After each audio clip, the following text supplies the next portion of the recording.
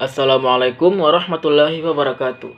Perkenalkan, nama saya Ray Marcel Amir dengan nomor induk mahasiswa 211990006. Pada pembahasan kali ini saya akan membahas tentang peran lembaga keuangan dalam meningkatkan pertumbuhan ekonomi di Indonesia. Sebelum kita melangkah ke peran lembaga keuangan, sebenarnya apa sih itu lembaga keuangan dan apa saja jenis-jenisnya? Untuk membahas itu semua, marilah kita lanjutkan ke pembahasan kita.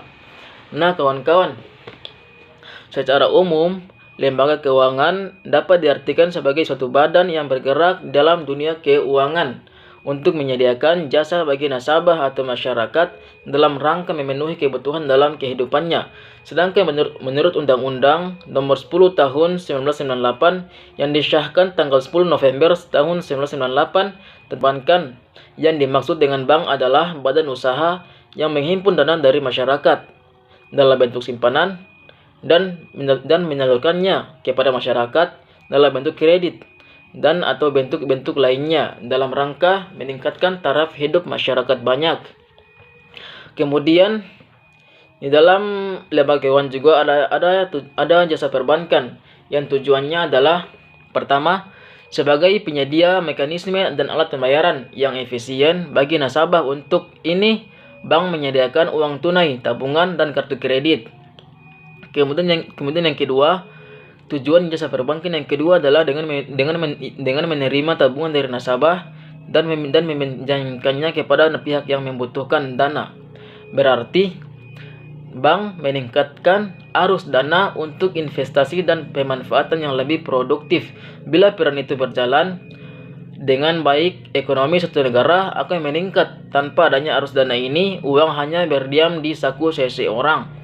Orang tidak dapat memperoleh pinjaman dan bisnis tidak dapat dibangun karena mereka tidak memiliki dana pinjaman. Itulah tujuan jasa perbankan. Kemudian ada beberapa jenis bank. Yang pertama, bank sentral, bank umum, dan bank perkreditan rakyat atau BPR. Bank sentral itu apa sih? Bank sentral adalah bank yang didirikan berdasarkan Undang-Undang Nomor 13 Tahun 1996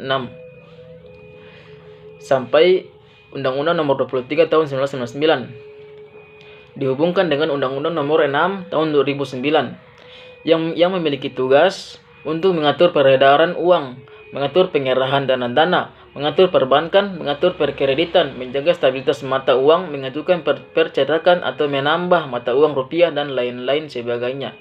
Kemudian ada bank umum. Bank umum adalah lembaga keuangan yang menawarkan berbagai layanan produk dan jasa kepada masyarakat dengan fungsi seperti menghimpun dana secara langsung dari masyarakat dalam bentuk atau memberi kredit pinjaman kepada masyarakat yang membutuhkan, jual beli valuta asing atau falas, menjual jasa asuransi, jasa giro, jasa cek, menerima penitipan barang berharga, dan lain sebagainya. Kemudian jenis bank yang terakhir atau yang ketiga adalah bank perkreditan rakyat atau biasa kita sebut dengan BPR.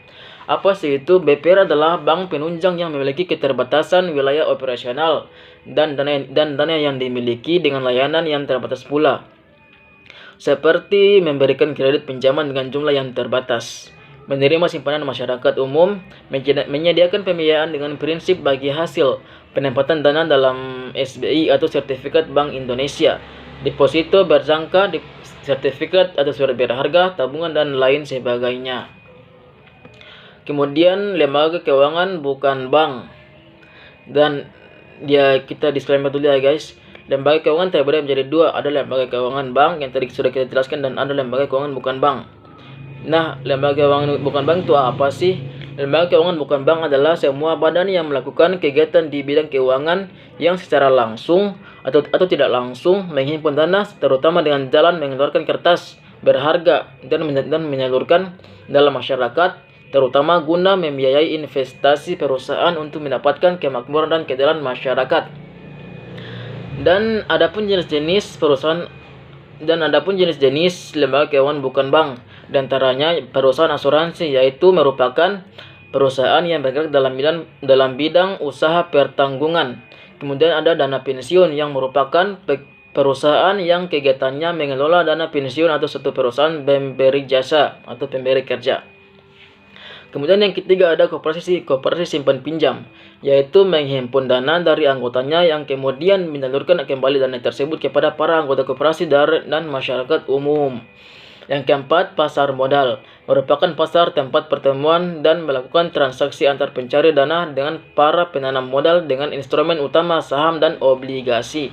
Yang kelima, perusahaan anjak piutang, yaitu merupakan usahanya adalah yang mengambil alih pembayaran kredit satu perusahaan dengan cara mengambil kredit bermasalah.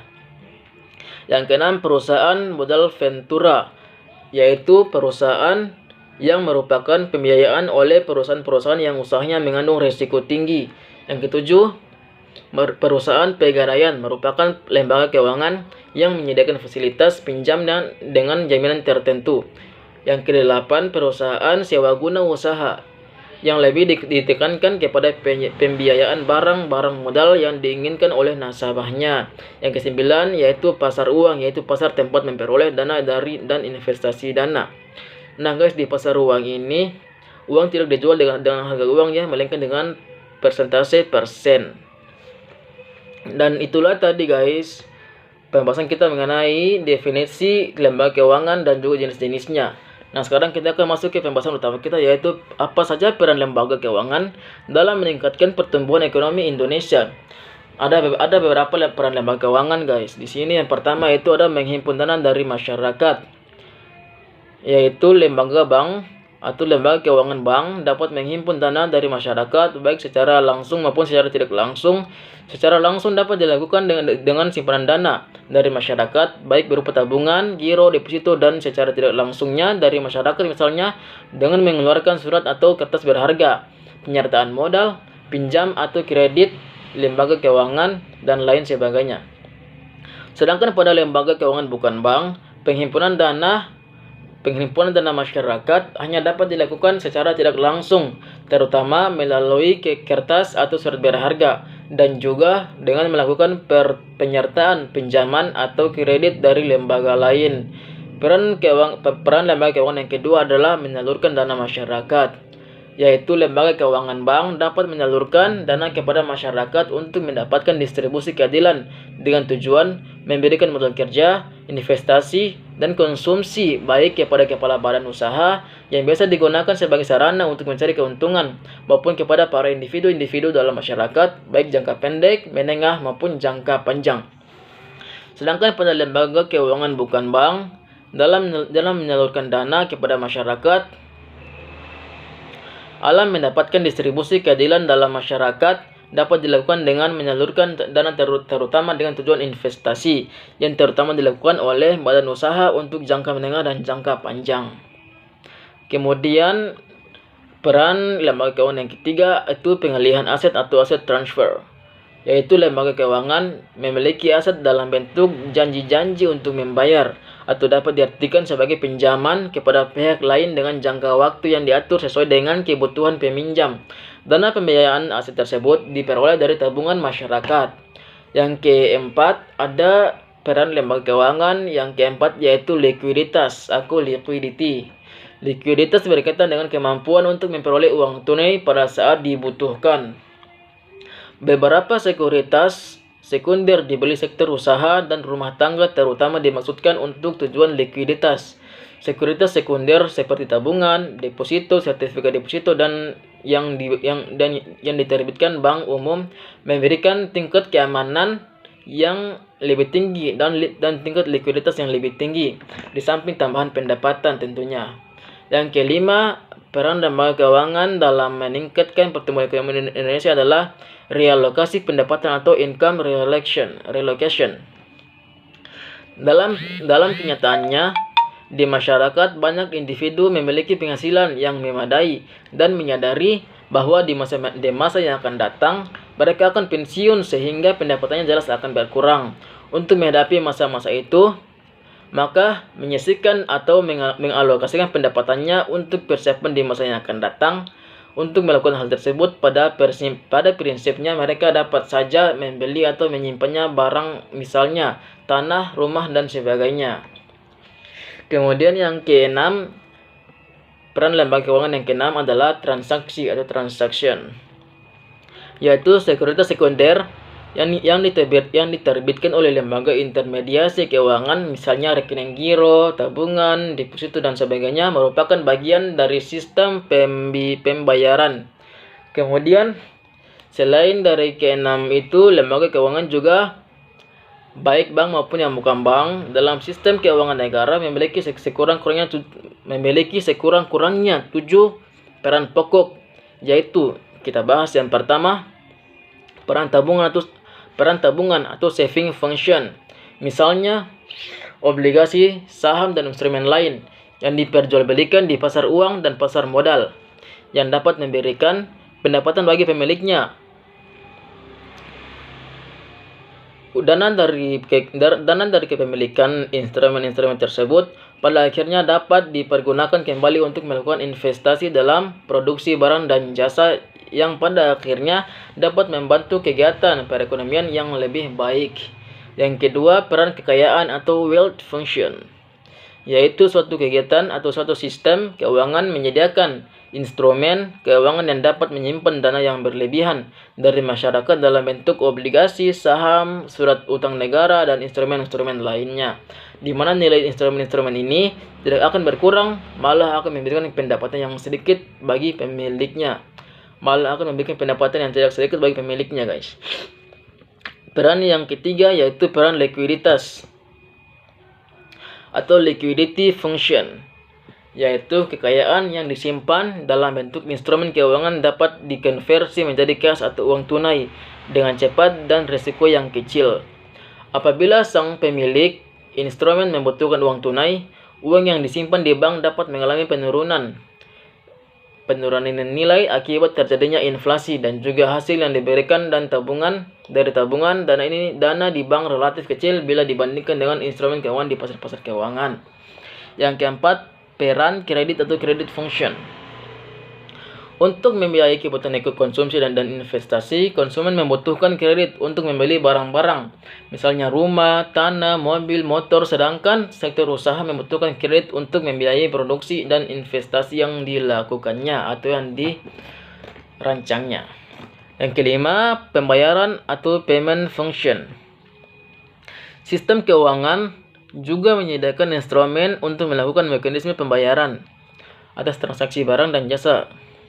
Instrumen yang biasa digunakan antara lain cek, giro, kartu kredit, dan kartu debit. Jasa-jasa yang ditawarkan oleh pihak bank dewasa ini sangat bervariasi dalam hal jasa pembayaran, misalnya clearing, inkasso, transfer elektronik, phone banking, dan masih banyak lagi. Itulah tadi pembahasan kita tentang peran lembaga keuangan dalam meningkatkan pertumbuhan ekonomi di Indonesia.